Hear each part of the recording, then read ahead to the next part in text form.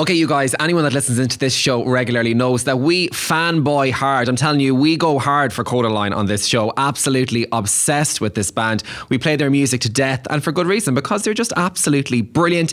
And we've got Vinny live on the show for the Zoom chats this week. Vinny, how are you getting on, buddy? How's it going?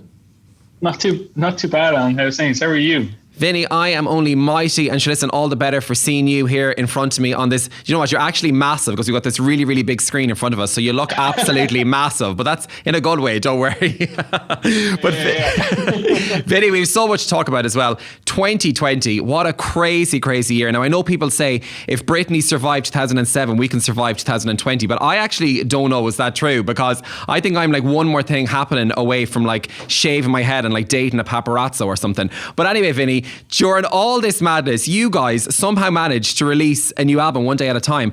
How was it releasing an album in 2020?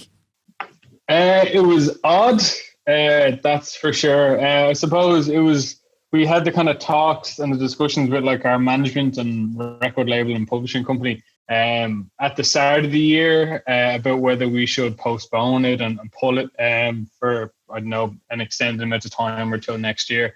But for us, we had been working on the album from like the start of 2019. So we had been working on it for just over, we finished at the start of February or so. And it was kind of, for us, it was ready and we wanted to get it out there. So kind of delaying it and delaying the release for another year or whatever, it just kind of, it didn't really sit well with us. And kind of, we wanted our fans to have new music, you know, and yeah, it just kind of felt right just to keep going with the whole build up. And we had already released like 2 or 3 singles at that stage as well. So it felt a bit weird to just all of a sudden stop the kind of build up to the launch of the album and to kind of go into hibernation. So we just kind of pressed ahead with it. And thankfully, yeah, it went really well. Like, you know, it went as good as it could be, I suppose, you know. Oh, absolutely. We're so glad anyway, first of all, that you released it one day at a time, a cracking record. The good news is though, you've got a deluxe version of the album coming out a little bit later on this month on November 20th. And you have also arrived just in time to save 2020 because Kodaline doing Christmas. Is this really true? Yeah, so excited for this. It's something we've always wanted to do a Christmas song. We're each of us individually love Christmas. And yeah, we've always just wanted to write a Christmas song. And then, yeah, this song was written kind of at the end of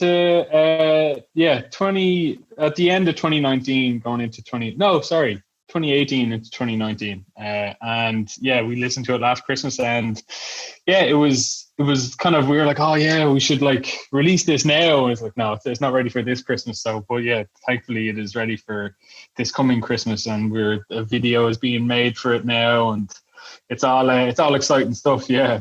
And the song is called This Must Be Christmas. Give us a bit of a lowdown on the song. It's kind of like an anti-Christmas song. Oh, okay.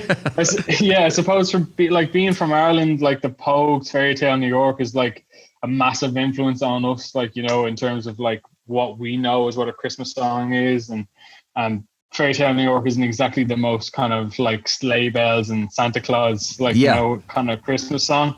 And that's kind of what we were going for, you know.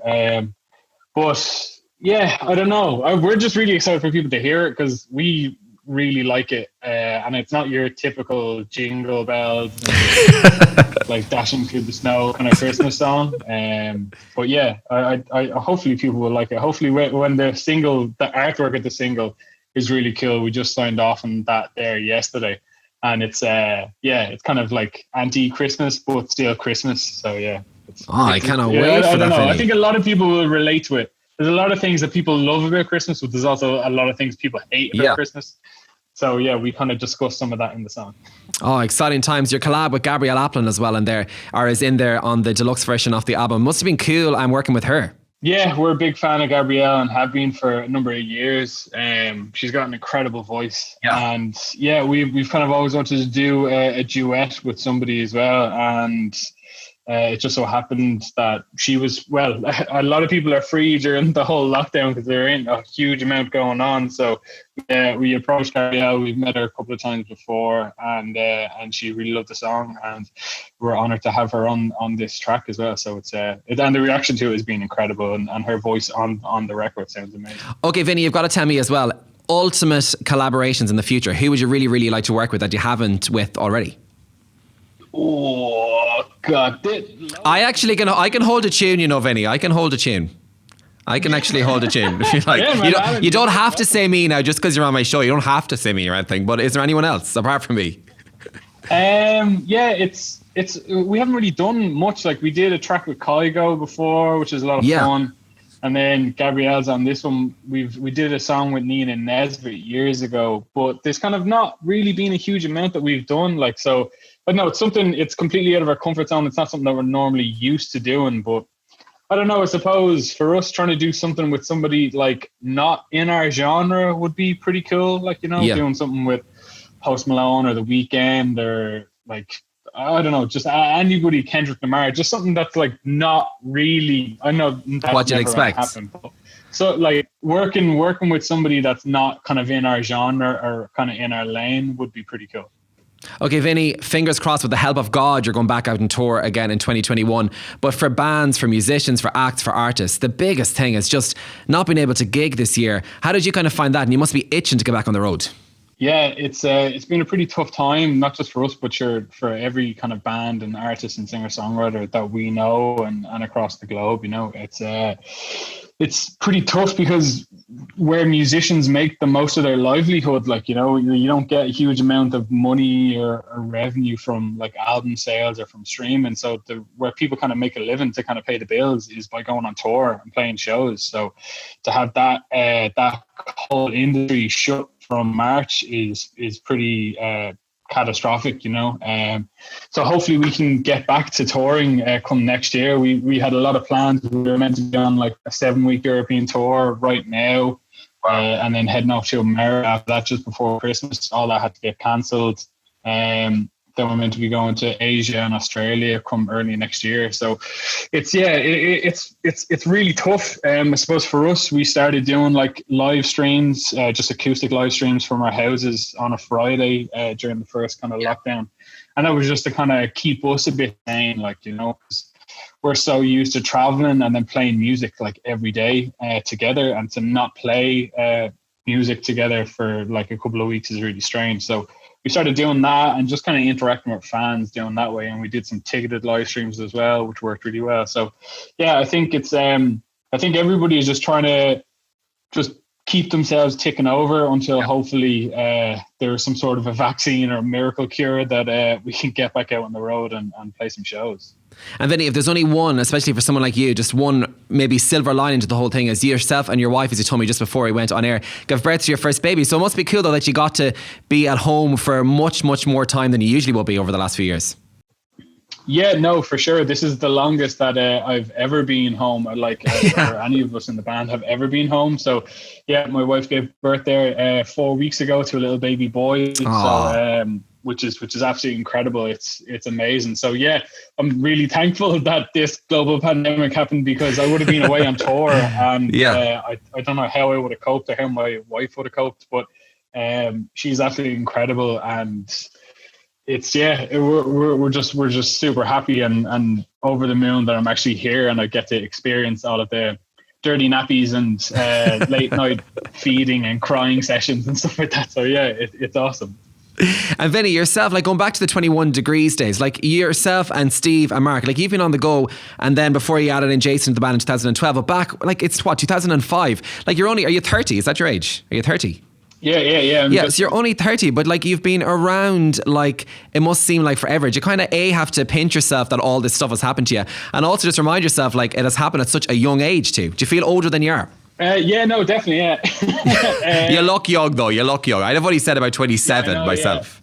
Yeah. I know, yeah, I need a shave. Yeah, no, it's pretty incredible. We are all extremely fortunate that this is what we get to do for a living, you know, is we get to write music and play music to people. And we're very fortunate that we have quite a large fan base like around the world, and we get to tour all over the world. So that's kind of pretty incredible. So yeah, you do kind of pinch yourself, especially at the end of like a busy year, and you look back on all the different countries that you've been to and places that you never thought that you would actually get to go to, and you're kind of ticking them off the list, you know. So we're extremely fortunate and thankful to all of our fans around the world. Like Ireland has been absolutely incredible to us, and as always has a special place in our hearts. But the fact that we can go to places like Australia, India, anywhere in Southeast Asia, and over to America and sell out shows is, it's kind of dream come true stuff. So yeah, and then the fact that we're only 30, we've got so much more to go and so much more to say it's incredible. And Vinny, for all artists, I know it never ever gets like tired, or you never get tired of hearing your own song on the radio. But you know what I think must be even way cooler than that? Like, you know, if your shows like 13 Reasons Why or The Vampire Diaries or the movie The Fault in Our Stars, it must be amazing though if you're watching a show and then your song comes on. It must be like the radio on steroids. Yeah, that's kind of strange, especially when it happens and you don't know that the song is in a TV show or movie. So that's kind of weird. It started off when like All I Want got played in Grey's Anatomy, and then it's just been used in loads of different movies and TV shows, and we're really lucky that we've got some amazing people that work with us that get our songs put in all these different TV shows and movies. So that kind of doesn't get old, and it kind of it catches you by surprise, because we hear about some of them, and then some of them we don't. Like our management just look after it, and our publishing company. So you just you'd be sitting down watching TV, and then you hear your song on a TV show, and you're like, oh, that was like it kind of catches you by surprise. You're like, I recognize this song. And it takes you a minute, and you're like, oh, it's us. Oh, that's us. So that's pretty cool. We've got used a couple of times on like Sky Sports for different like end of year wrap ups or end of season wrap up things. And Mark and Steve are like football fans, so whenever it gets used for one of them, like all of their mates text them and they're like, holy shit, it's incredible. So that's good. Oh, well, Vinny, you're an absolute gent. Thank you so much for joining us as well. By the way, cheers too, because all we hear on the news anymore is that we have to save Christmas 2020. I think you're going to single-handedly do that with this song. I'm going to be playing to death on the show as well. So cheers for joining us, Vinny, and we'll definitely chat to you again soon. And come here, fingers crossed you get back on the road and everything takes off again in 2021. Cheers, buddy. Awesome. Thanks, Alan. Thanks so much. Appreciate it. Thanks, everybody in Galway.